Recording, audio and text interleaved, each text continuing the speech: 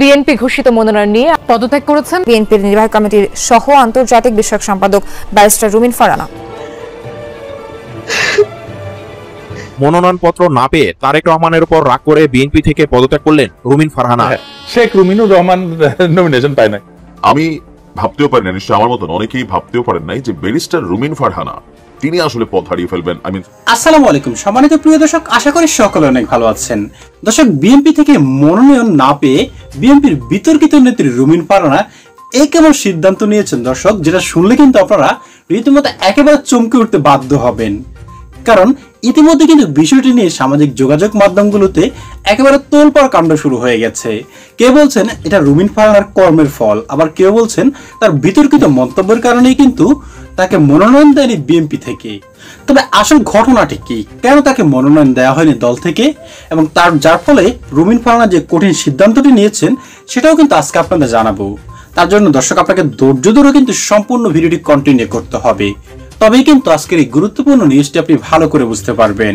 তাছাড়া আরো জানতে পারবেন রুমিন ফারহানা কি সিদ্ধান্ত নিয়েছেন এবং সেটা দল থেকে কি গ্রহণ করেছে কিনা, সেটার বিস্তারিত কিন্তু আজকে আপনাদের জানাবো।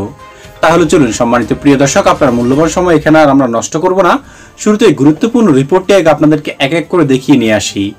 লন্ডন ও ঢাকায় রাজনৈতিক অঙ্গনে আজ নতুন এক আলোচনার ঝড় উঠেছে। বিএনপির অন্যতম আলোচিত ও বাগ্মী নারী নেতা ব্যারিস্টার রুমিন ফারহানা হঠাৎ করে দলের সব পদ থেকে পদত্যাগ করেছেন বলে জানা গেছে। দলীয় সূত্র ও ঘনিষ্ঠ মহলে বরাতে জানা গেছে তিনি মনোনয়ন না পাওয়ায় গভীর হতাশা ও ক্ষোভে এই সিদ্ধান্ত নিয়েছেন। যদিও বিএনপি আনুষ্ঠানিকভাবে এখনো কোনো বিবৃতি দেয়নি, তবুও সামাজিক যোগাযোগ মাধ্যমে তার পদত্যাগপত্রের একটি কপি ঘুরে বেড়াচ্ছে। বিএনপির আলোচিত মুখ সাবেক সংসদ সদস্য ও আইনজীবী রুমিন ফারহানা, যিনি স্পষ্টভাষী বক্তব্য আর কঠোর সমালোচনার জন্য বরাবরই ছিলেন আলোচনার কেন্দ্রে, কিন্তু এবার দলীয় মনোনয়ন পেলেন না কেন? কি এমন ঘটল পর্দার আড়ালে? চলুন খুঁজে দেখি রহস্যের পেছনে সত্যটা। রুমিন ফারহানা বিএনপির তরুণ প্রজন্মের সবচেয়ে সাহসী কণ্ঠগুলোর একটি নাম। আইনজীবী হিসাবে যেমন দক্ষ, রাজনীতিতে তার উপস্থিতি সব সময় আলোচনায়, বক্তৃতা, টকশো, সংসদ সর্বত্র তিনি ছিলেন সরব। তাহলে হঠাৎ কেন তাকে বাদ দেওয়া হলো দলীয় প্রার্থীর তালিকা থেকে? দলের ভেতরে সূত্র বলছে দল এখন চাইছে একটা ভারসাম্যপূর্ণ প্রার্থীর তালিকা, যেখানে মাঠ পর্যায়ে সক্রিয় নেতাদের অগ্রাধিকার দেওয়া হচ্ছে। আর রুমিন ফারহানা তুলনামূলকভাবে ছিলেন মিডিয়া ফেস, যার প্রভাব বেশি ছিল টেলিভিশনে, মাঠে নয়। আরেকটি মতও পাওয়া গেছে, দলীয় কিছু সিনিয়র নেতার সঙ্গে তার মতভেদ ছিল তীব্র, বিশেষ করে সাম্প্রতিক কিছু রাজনৈতিক বক্তব্য দলের নীতির সঙ্গে পুরোপুরি মেলেনি। ফলে পার্টির হাইকমান্ড এবার হয়তো নরম ভাষায় একটা সাইলেন্ট মেসেজ দিয়েছেন। সোশ্যাল মিডিয়ায় অনেকেই বলছেন রুমিনকে বাদ দেওয়া মানে বিএনপির তরুণ নেতৃত্বকে দুর্বল করা। আবার কেউ কেউ বলছেন রাজনীতিকে স্থায়ী নয়, কাজে নির্ধারণ করার জায়গা। দুই দিকে চলছে তর্ক বিতর্ক, তবে প্রশ্ন থেকেই যাচ্ছে এটা কি শুধু কৌশল নাকি অভ্যন্তরীণ সংকেত? যাই হোক, রুমিন ফারহানা এখনো রাজনীতি থেকে সরে যাচ্ছে না, বরং তিনি বলছেন দলই আমার পরিবার। তবে এই মনোনয়ন না পাওয়া তার রাজনৈতিক যাত্রা নতুন অধ্যায় খুলে দিল, যার ফলাফল সময় বলে দিবে। আমি ভাবতেও পারি না, নিশ্চয় আমার মতন অনেকেই ভাবতেও পারেন নাই যে ব্যারিস্টার রুমিন ফারহানা তিনি আসলে পদ হারিয়ে ফেলবেন। হচ্ছে আজকে সারা বাংলাদেশে বিএনপি তাদের যে মনোনয়ন প্রত্যাশী যারা ছিলেন তাদেরকে আজকে সিলেকশন করেছেন। এখানে বেশ কিছু জিনিস চোখে আসছে। রুহুল কবির রিজভী তিনিও ভাই কোনো আসন থেকে আসলে মনোনয়ন পাননি। পাশাপাশি ব্যারিস্টার রুমিন ফারহানা পায়নি, দুদু ভাই পায়নি। একটু আশ্চর্যের বিষয় মানুষের লাগছে যে এটা আসলে কেন। তো আসুন দেখি আসলে কেন তারা পদ বঞ্চিত হলো। আবার ফজলুর রহমান সাহেব, বীর মুক্তিযোদ্ধা ফজলুর রহমান সাহেব, ওনাকে নিয়ে অনেক অ্যাক্টিভিটিস হয়েছে দল থেকে। এখনো তিনি সাময়িকভাবে তার পদ বহিষ্কৃত আছে, তারপরেও তাকে বিএনপি মূল্যায়ন করেছে। আমি এর জন্য ধন্যবাদ দেই, কারণ থাকে না তারা প্রথিতযশা বর্ষিয়ান রাজনীতিবিদ। এখন ব্যারিস্টার রুমিন ফারহানার ইস্যুটা এখানে সবচেয়ে বেশি আলোচিত, যে কেন তিনি আসলে দল থেকে ছিটকে পড়লেন। এটার মূল যে কারণটা সেটা হচ্ছে সাম্প্রতিক সময়ে বিভিন্ন টেলিভিশন টক শোতে তিনি বিভিন্ন বক্তব্য দিয়েছেন। এর মধ্যে একটা বক্তব্য দিয়েছিলেন, কোথাও না কোথাও বক্তব্যটা ঘুরে ফিরে হয়তো তারেক রহমানের উপরেই গিয়ে পড়লো কিনা আমি জানি না, যে যারা বাংলাদেশ থেকে গিয়ে অন্য দেশের সিটিজেনশিপ নেন বা পরিবার সেখানে নিয়ে বসেন আর তাদের মধ্যে দেশপ্রেম আছে, এটা আসলে ভাই কোন রকমের বিশ্বাস করা যায় না। এই কথাটা ঘুরে ফিরে যেহেতু জনাব তারেক রহমান দীর্ঘদিন যাবৎ বাংলাদেশের বাইরে বসবাস করছেন, সম্ভবত এই কথাটা অথবা বিভিন্ন সময় সরকার পতনের পর বেশ কিছু কথাবার্তা বিএনপির রাজনীতিবিদরা বলেন। তো কারো কারো কাছে মনে হয় যে তারা কি আওয়ামী ঘেঁষা, আবার কেউ কেউ বলেন তারা তো উচিত কথাটা বলেন, যেটা অন্যান্য নেতারা বলেন না। তো যেটা উচিত কথা হয়, কিছু কিছু কথা সেখানে আওয়ামী লীগের পক্ষে চলে যায়, সেই জায়গা থেকেও কি ব্যারিস্টার রুমিন ফারহানা তিনি আসলে ছিটকে গেলেন, অথবা সাম্প্রতিক সময়ে বিভিন্ন টেলিভিশন টকশোতে ওনার যে বক্তব্য টোটাল সবকিছু মিলিয়ে উনি কি ছিটকে গেলেন?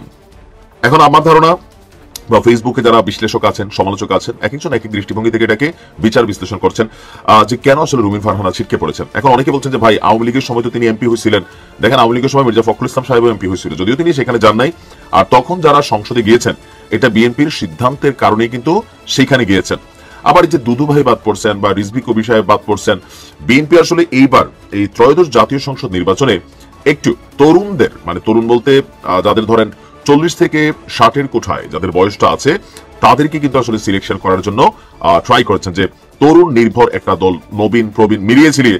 আবার কিছু কিছু জায়গায় এখনো তারা প্রার্থী ঘোষণা করে নাই। এই যে প্রার্থী ঘোষণা করে নাই, এর মাঝখানে ভিপিনুর যে আসন থেকে লড়াই করবেন, মান্না ভাই যেখান থেকে করবেন, সাকি যেখান থেকে করবেন, এরকম অনেকে আছেন। তাদের বেলায় বিএনপি হয়তো যে জোটের অংশ হিসাবে, যদি আগামী দিনে জোটবদ্ধ হিসাবে থাকে না, ব্যক্তি ক্যারেক্টার দুই একজন দুই একটা সিট দিবে, যেমন গণ অধিকার পরিষদ থেকে হতে পারে সেটা ভিপিনুর, রাশেদ, এরকম 2-4 জন যারা আছেন তাদেরকে হয়তো ছাড় দিবেন। সেই কারণে বাকি আসনগুলোতে আপনার এখনো প্রার্থী দেওয়া হয়নি। তবে ইতিমধ্যেই বিএনপির এই মনোনয়নকে ঘিরে সারা বাংলাদেশের বিভিন্ন জায়গায় বিক্ষোভ হচ্ছে। আমাদের ঢাকা, কুমিল্লা, চট্টগ্রাম মহাসড়কে সেখানে আমরা দেখছি যে রাস্তার টায়ার জ্বালিয়ে, আপনার আগুন জ্বালিয়ে প্রতিবাদ করা হচ্ছে। আবার অনেক জায়গায় বড় ধরনের চমক আসছে, লাইক কুমিল্লা 6। আমরা সবাই ধরে নিয়েছিলাম যে এটা ইয়াসিন ভাই পাবে, কিন্তু সেখানে ইয়াসিন ভাই পাইল না। পরবর্তী সময় পাবলিক সেকশন ছিল সাক্কু ভাই পাবে, কিন্তু এখানে পেলেন মনিরুল হক চৌধুরী সাহেব। কুমিল্লার রাজনীতিতে পুরনো খেলোয়াড় কিন্তু তিনি, তবে মাঠে ময়দানে এতটা উপস্থিতি আমি জানি না যে, বা প্রচারণার জায়গায় তিনি হয়তো একটু পিছিয়ে ছিলেন। তো সবকিছু মিলিয়ে আপনার কাছে কি মনে হচ্ছে যে বিএনপির এই যে যাদেরকে সিলেকশন করা হয়েছে তারা এই মুহূর্তে জামাতের বিপরীতে গিয়ে, অথবা দলীয় যে বিভাজনটা তৈরি হয়ে গেল সেখান থেকে বের হয়ে কতটুকু পজিটিভ সাপোর্ট ক্রিয়েট করতে পারবে দলের জন্য? সময় বলে দিবে। আর ব্যারিস্টার রুমিন ফারহানা তারা কি করবেন? সম্মানিত দর্শক শ্রোতা, শুরুতে একটা প্রশ্ন আপনাদের কাছে রাখবো, এই রুমিন ফারহানা কি আসলে কি মনোনয়ন পাবে শেষ পর্যন্ত? দর্শক, আপনার কি মনে হয়? কারণ সাম্প্রতিক সময় হাসিনা পালিয়ে যাওয়ার পর তার যে বিতর্কিত কর্মকাণ্ডগুলি সে করেছে এবং বিতর্কিত মন্তব্যগুলি সে করেছে, সেগুলোর কারণেই কিন্তু তাকে বিএনপির লোকেরাই বলছে তাকে যাতে নমিনেশন যাতে না দেওয়া হয়। কারণ তাকে নমিনেশন দেওয়া হলে সে ক্ষমতা পেলে কি করবে সেটা কিন্তু ইতিমধ্যেই কিন্তু সবারই জানা হয়ে গেছে। যে ক্ষমতা না পেয়ে এইভাবে উদ্ভট কথাবার্তা বলেছে দলের বিরুদ্ধে এবং বিভিন্ন জনগণের বিরুদ্ধেও, আর সে ক্ষমতা পেলে কি করবে সেটা কিন্তু জনগণ ইতিমধ্যেই কিন্তু বুঝে গিয়েছে। এছাড়াও তার নিজ আসনেই কিন্তু আরো একাধিক ব্যক্তি কিন্তু দাঁড়িয়েছে নমিনেশনের জন্য। এটাও কিন্তু একটা বড় কারণ হতে পারে রুমিন ফারহানাকে নমিনেশন না দেওয়ার। তবে এখন সর্বশেষে এসে যেটা দাঁড়িয়েছে, তার দলের যারা নেতাকর্মী রয়েছে মাঠ পর্যায়ে ছোটখাটো, তারা সকলেই কিন্তু বলছেন রুমিন ফারহানাকে নমিনেশন না দেওয়াতে তারা খুশি হয়েছেন। এমনকি সোশ্যাল মিডিয়াতেও কিন্তু এ নিয়ে কিন্তু বেশ একটা তোলপাড় সৃষ্টি হয়েছে, অনেকে বিভিন্ন রকম মন্তব্য করছেন। তবে কি তারেক রহমান বুঝে শুনে সিদ্ধান্তটি নিয়েছেন?